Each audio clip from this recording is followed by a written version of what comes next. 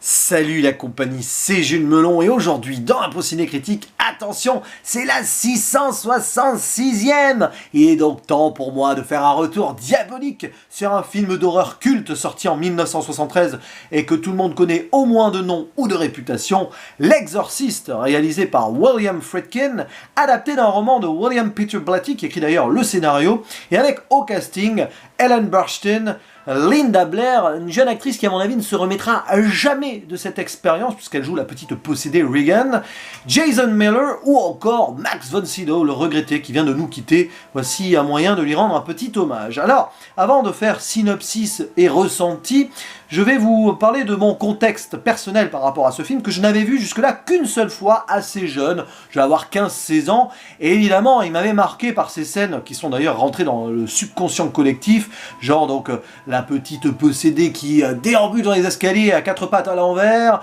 la tête qui tourne à 360 degrés, les insanités proférées dans sa bouche par le biais du démon Pazuzu, donc qui la possède, les scènes d'exorcisme avec les prêtres, enfin bon là-dessus, voilà, et j'en passe.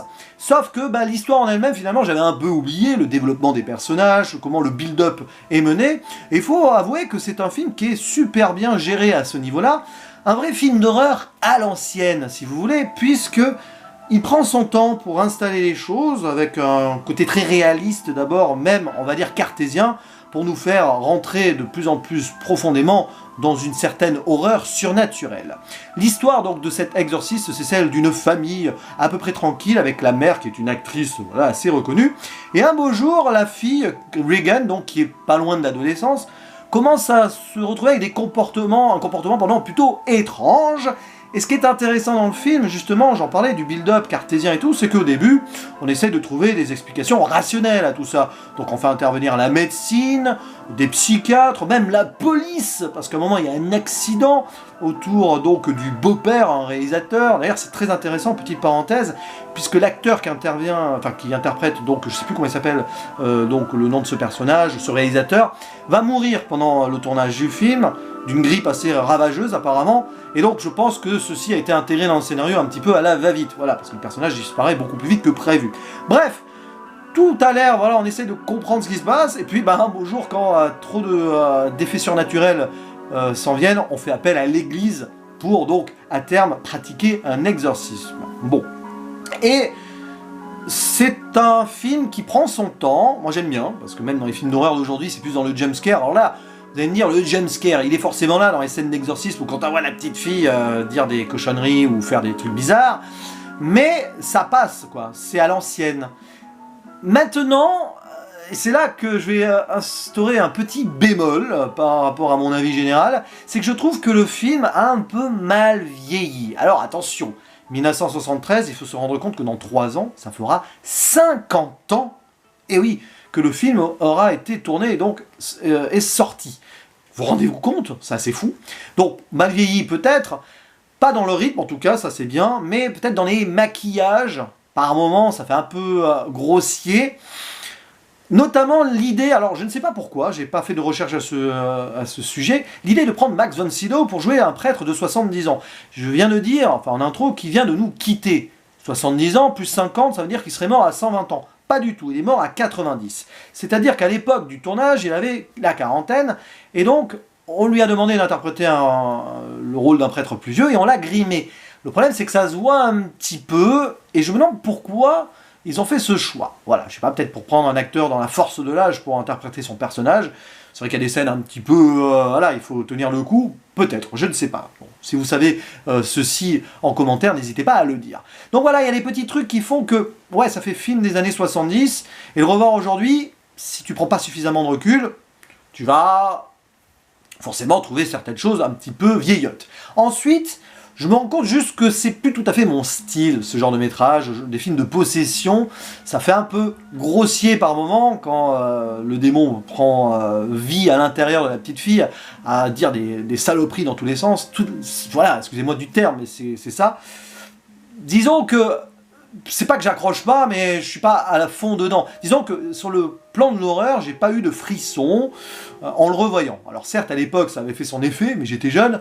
Là, plus de 20 ans après, forcément, j'étais un poil moins impliqué.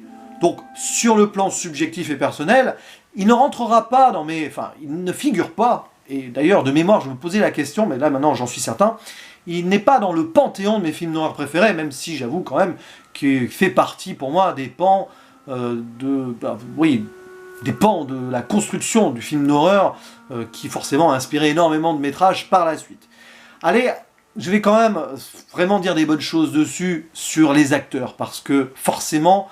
Quand on voit d'ailleurs ce qu'ils ont subi, c'est assez fou. William Friedkin, sur le tournage, le réalisateur donc, il était complètement cinglé, tout simplement. Par exemple, pour l'actrice Ellen Burstyn, afin de lui faire peur, la faire rentrer dans une terreur, et ben en gros, il lui tirait des balles réelles à côté d'elle, quoi. Donc elle était parfaitement terrifiée. Il y a un des personnages secondaires, joué par un véritable prêtre d'ailleurs, le révérend William O'Malley, qui s'est même fait gifler apparemment par le réalisateur pour qu'il puisse être triste sur une scène. Alors attention, tout ceci, ça pourrait être aussi des légendes urbaines, mais comme ça a apparemment été recoupé et confirmé depuis, bah ça a l'air d'être le cas. Et puis alors, quel chaos le tournage de ce film, qui a connu, de près ou de loin, ou dans l'entourage des personnages, enfin des personnes y participant, 9 décès. Oui, il y a eu des accidents, tout ça.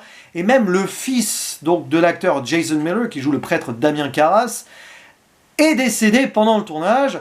Et il s'est de lui-même apparemment servi de cette tristesse pour jouer une scène triste, un moment où il évoque sa mère, puisque le prêtre Carras, lui, en gros, qui est déstabilisé par rapport à tout ça, culpabilité par rapport au décès de sa mère. On voit ici un petit peu les démons internes qu'il a et qui peuvent l'empêcher plus ou moins de mettre son exorcisme, on va dire, à terme. C'est intéressant. Là-dessus, c'est presque un film méta qui a su utiliser des faits réels pour rendre les choses plus fortes. Et rien que là-dessus, ça fait de cet exorciste un film culte. Voilà.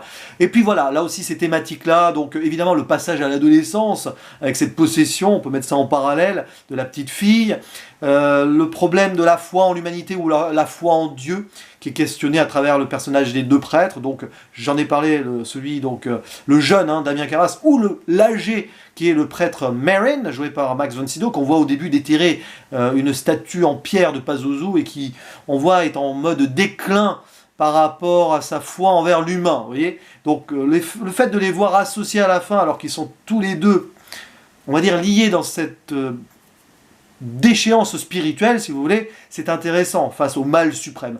Donc voilà un film qui est très très passionnant quand même à analyser et à voir ou à revoir, même si, voilà, je l'avoue, c'est plus tout à fait mon truc. Mais franchement, c'est quand même très bon. D'où d'ailleurs ma note de 7 sur 10, pas plus, sur Sens Critique. Oui, je sais, c'est sévère, mais je vais rester à très bien sur Captain Watch parce que, voilà, ça sent quand même le chef-d'œuvre en soi. Voilà, surtout si on le recontextualise à cette époque des années 70.